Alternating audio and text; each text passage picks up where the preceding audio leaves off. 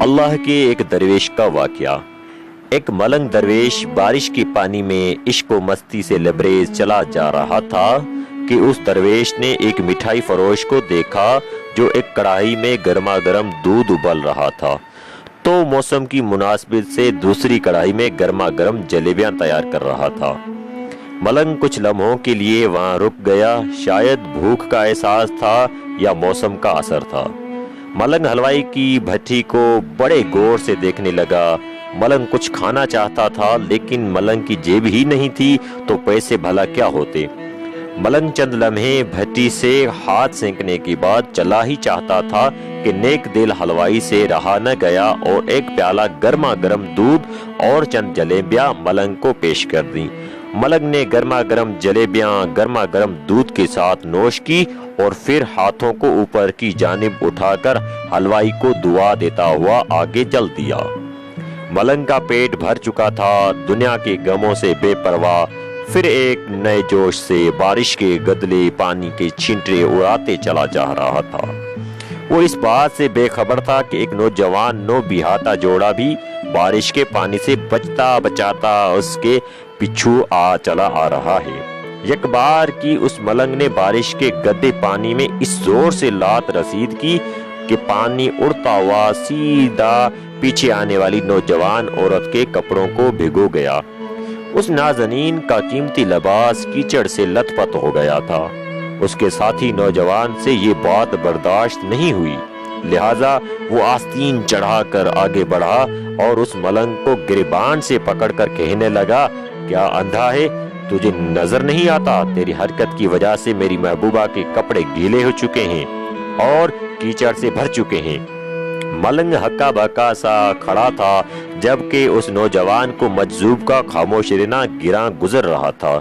عورت نے آگے بڑھ کر نوجوان کے ہاتھوں سے ملنگ کو چھڑوانا بھی چاہا، لیکن نوجوان کی آنکھوں سے نکلتی نفرت کی چنگاری دیکھ کر وہ بھی دوبارہ پیچھے کھسکنے پر مجبور ہو گئی۔ راہ چلتے راہگیر بھی ہنسی یہ تمام منظر دیکھ رہے تھے، لیکن نوجوان کے غصے کو دیکھ کر کسی میں ہمت نہ ہوئی کہ اسے روک پاتے، اور بالآخر طاقت کے نشے سے چور اس نوجوان نے ایک زوردار تھپڑ ملنگ کے چہرے پر جڑ دیا۔ بوڑھا ملنگ تھپڑ کے تاب نہ لا سکا اور لڑکھڑاتا ہوا کیچڑ میں جا پڑا۔ نوجوان نے جب ملنگ کو نیچے گرتا دیکھا تو مسکراتے ہوئے وہاں سے چل دیا۔ بوڑھے ملنگ نے آسمان کی جانب نگاہ اٹھائی اور اس کے لب سے نکلا، واہ میرے مالک، کبھی گرما گرم دودھ جلیبیوں کے ساتھ اور کبھی گرما گرم تھپڑ، مگر جس میں تو راضی مجھے بھی وہی پسند ہے۔ یہ کہتا ہوا وہ ایک بار پھر اپنے راستے پر چل دیا۔ دوسری جانب وہ نوجوان جوڑا جوانی کی مستی سے سرشار اپنی منزل کی طرف گامزن تھا۔ تھوڑی ہی دور چلنے کے بعد وہ ایک مکان کے سامنے پہنچ کر رک گئے۔ وہ نوجوان اپنی جیب سے چابیاں نکال کر اپنی محبوبہ سے ہنسی مذاق کرتے ہوئے بالا خانے کی سیڑھیاں طے کر رہا تھا۔ بارش کے سبب سیڑھیوں پر پھسلن ہو گئی تھی۔ اچانک اس نوجوان کا پاؤں رپٹ گیا اور وہ سیڑھیوں سے نیچے گرنے لگا۔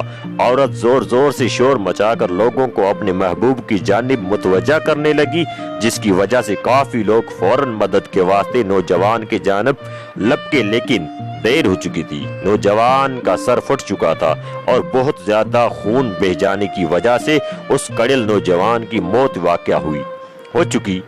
کچھ لوگوں نے دور سے آتے ملنگ کو دیکھا تو آپس میں چمگیاں ہونے لگے کہ ضرور اس ملنگ نے تھپڑ کھا کر نوجوان کے لیے بد دعا کی ہے، ورنہ ایسے کڑل نوجوان کا صرف سیڑھیوں سے گر کر مر جانا بڑے اچنبھے کی بات ہے۔ چند منچلے نوجوانوں نے یہ بات سن کر ملنگ کو گھیر لیا۔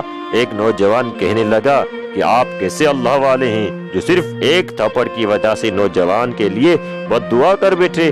یہ اللہ والوں کی روش ہرگز نہیں کہ ذرا سی تکلیف پر بھی صبر نہ کر سکے۔ وہ ملنگ کہنے لگا، خدا کی قسم میں نے اس نوجوان کے لیے ہرگز بد دعا نہیں کی۔ تبھی مجھے مجمع میں سے کوئی ایک شخص پکارا، اگر آپ نے بد دعا نہیں کی تو ایسا کڑیل نوجوان سیڑھیوں سے گر کر کیسے ہلاک ہو گیا؟ تب اس ملنگ نے حاضرین سے ایک انوکھا سوال کیا، کہ کوئی اس تمام واقعے کا عینی گواہ موجود ہے؟ ایک نوجوان نے آگے بڑھ کر کہا، ہاں میں اس تمام واقعے کا عینی گواہ ہوں۔ ملنگ نے اگلا سوال کیا، میرے قدموں سے جو کیچڑ اچھلی تھی، کیا اس نے اس نوجوان کے کپڑوں کو داغدار کیا تھا؟ وہی نوجوان بولا، نہیں، لیکن عورت کے کپڑے ضرور خراب ہوئے تھے۔ ملنگ نے نوجوان کی باہوں کو تھامتے ہوئے پوچھا، پھر اس نوجوان نے مجھے کیوں مارا؟ نوجوان کہنے لگا، کیونکہ وہ نوجوان اس عورت کا محبوب تھا اور اس سے یہ برداشت نہیں ہوا کہ کوئی اس کے محبوب کے کپڑوں کو گندا کرے، اس لیے اپنی معشوقہ کی جانب سے اس نوجوان نے آپ کو مارا۔ نوجوان کی بات سن کر ملنگ نے ایک نعرہ مستانہ بلند کیا اور یہ کہتا ہوا وہاں سے رخصت ہو گیا، بس خدا کی قسم میں نے بد دعا ہرگز نہیں کی تھی، لیکن کوئی ہے جو مجھ سے محبت رکھتا ہے اور وہ اتنا طاقتور ہے کہ دنیا کا بڑے سے بڑا بادشاہ بھی اس کے جبروت سے گھبرا